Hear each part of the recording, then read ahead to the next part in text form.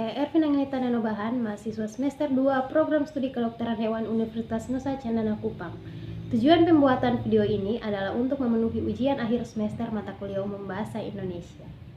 Pada kesempatan kali ini, kita akan bersama-sama membahas beberapa hal terkait Bahasa Indonesia. Hal pertama yang akan kita bahas yaitu ragam dan variasi bahasa, yang kedua kalimat efektif dan tidak efektif, dan yang terakhir yaitu implementasi kebenaran dan ketepatan berbahasa Indonesia. Mari kita bahas satu persatu. Yang pertama, ragam dan variasi bahasa. Menurut Bachman, ragam bahasa adalah variasi bahasa menurut pemakaian yang berbeda-beda menurut topik yang dibicarakan, menurut hubungan pembicara, kawan bicara, orang yang dibicarakan, serta menurut medium pembicara. Seiring dengan perkembangan zaman, sekarang ini masyarakat mengalami perubahan yang mengakibatkan adanya perubahan bahasa. Perubahan itu berupa variasi-variasi bahasa yang dipakai sesuai dengan keperluan. Dalam hal ini, banyaknya variasi tidak mengurangi fungsi bahasa sebagai alat komunikasi yang efisien. Terdapat 3 faktor yang mempengaruhi ragam dan variasi bahasa. Faktor yang pertama adalah faktor budaya dan letak geografis. Bahasa lahir dari budaya. Budaya masing-masing daerah yang berbeda melahirkan bahasa daerah dengan logatnya masing-masing. Ketika dua orang yang memiliki perbedaan budaya dan bahasa daerah bertemu dan menggunakan satu bahasa yang sama, tetap terdapat perbedaan dialek di antara mereka. Begitu pula dengan letak geografis, setiap daerah memiliki dataran yang berbeda. Orang-orang yang tinggal di daerah pantai dan pegunungan cenderung menggunakan bahasa yang singkat dengan intonasi serta volume suara yang besar. Berbeda dengan orang-orang yang tinggal di daerah pemukiman padat penduduk yang cenderung menggunakan bahasa lisan yang panjang lebar karena disebabkan lokasinya yang saling berdekatan dan menggunakan intonasi serta volume suara yang kecil. Faktor yang kedua adalah ilmu pengetahuan dan teknologi. Seiring dengan berjalannya waktu yang menyebabkan semakin majunya ilmu pengetahuan dan teknologi juga dapat menyebabkan adanya ragam dan variasi bahasa. Bahasa yang digunakan oleh orang yang terpelajar dan tidak terpelajar tentunya berbeda. Contohnya dalam penyebutan kata video. Orang-orang yang sudah belajar pasti menyebutnya dengan benar, namun beberapa orang yang belum belajar pasti menyebutnya dengan salah. Seharusnya penyebutan kata tersebut yang benar adalah video, namun mereka menyebutnya dengan video. Faktor yang terakhir adalah faktor sejarah. Setiap daerah mempunyai kebiasaan atau adat istiadat serta bahasa nenek moyangnya masing-masing. Faktor ini juga yang menyebabkan adanya ragam dan variasi bahasa. Poin kedua yang akan dibahas adalah kalimat efektif dan tidak efektif. Kalimat efektif adalah kalimat yang disusun berdasarkan kaidah-kaidah yang berlaku, seperti unsur-unsur penting yang harus dimiliki setiap kalimat, memperhatikan ejaan yang disempurnakan, serta cara memilih kata yang tepat dalam kalimat. Kalimat yang memenuhi kaidah-kaidah tersebut jelas akan mudah dipahami oleh pembaca atau pendengar. Terdapat 5 kaidah dalam konsep kalimat efektif. Yang pertama, kesepadanan.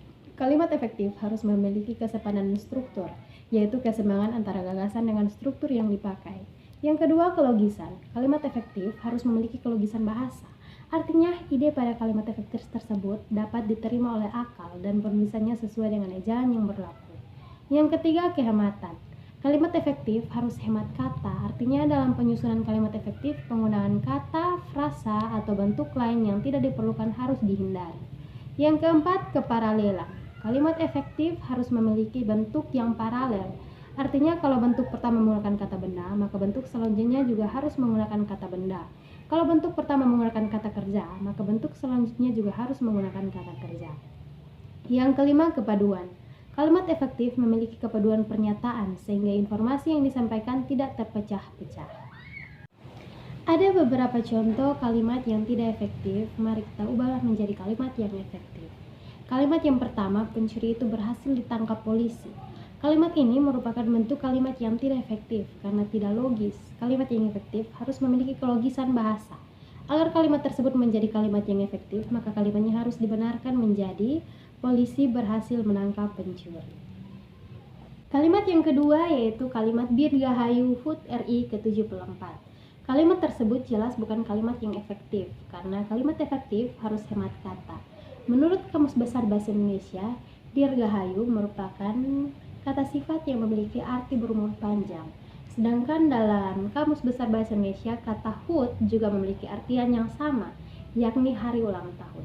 Nah, berdasarkan hal tersebut, penulisan yang benar untuk mengucapkan Dirgahayu Republik Indonesia Sebaiknya tidak diberikan imbuhan huruf dan juga ungkapan dirgahayu tidak dapat ditambahkan dengan keterangan waktu, sehingga kalimat efektif untuk kalimat tersebut adalah Dirgahayu Republik Indonesia.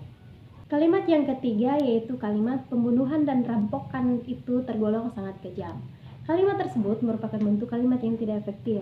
Kalimat efektifnya adalah pembunuhan dan rampokan tergolong sangat kejam.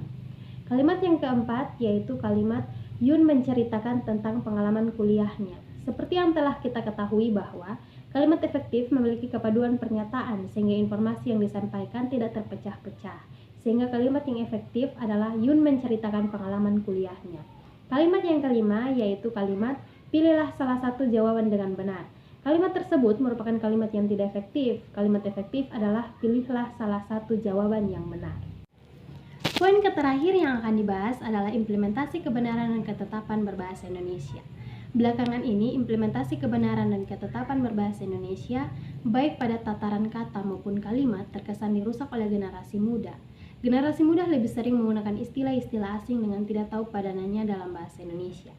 Pendapat saya sebagai generasi muda yang peduli implementasi kebenaran dan ketetapan berbahasa Indonesia dan solusi yang solutif atas persoalan ini ialah pada era globalisasi saat ini, ruang publik kita menunjukkan bahwa bahasa Indonesia mulai tergeser oleh bahasa asing. Padahal, ruang publik sebaiknya menunjukkan identitas bangsa dengan pengutamaan bahasa Indonesia. Namun, pada kenyataannya, penggunaan bahasa di ruang publik masih belum menunjukkan hal itu. Ruang-ruang publik kita seakan-akan lebih mengutamakan warga asing daripada warga Indonesia. Bahasa asing tetap dapat digunakan, yang salah satu fungsinya sebagai penghela ilmu pengetahuan dan teknologi. Namun pemakaiannya tetap ditempatkan sesuai dengan kedudukan dan fungsinya. Seperti halnya dengan penggunaan bahasa daerah, kita utamakan bahasa Indonesia, lestarikan bahasa daerah dan kuasai bahasa asing. Selain didominasi oleh bahasa asing, ruang-ruang publik juga belum memperhatikan kaidah bahasa Indonesia. Kesalahan berbahasa itu munculkan beberapa faktor, yaitu tidak menggunakan tata bahasa yang benar, tidak menggunakan tata bahasa yang sesuai situasi, menggunakan istilah asing yang sebenarnya sudah ada padanannya dalam bahasa Indonesia. Sekolah menjadi salah satu sasaran dalam upaya pembinaan bahasa karena merupakan tempat para siswa menuntut ilmu. Jika dasar penguasaan bahasa Indonesia kuat, para siswa diharapkan mampu memiliki sikap positif berbahasa Indonesia sejak dini. Demikian pembahasan dari saya. Sekian dan terima kasih.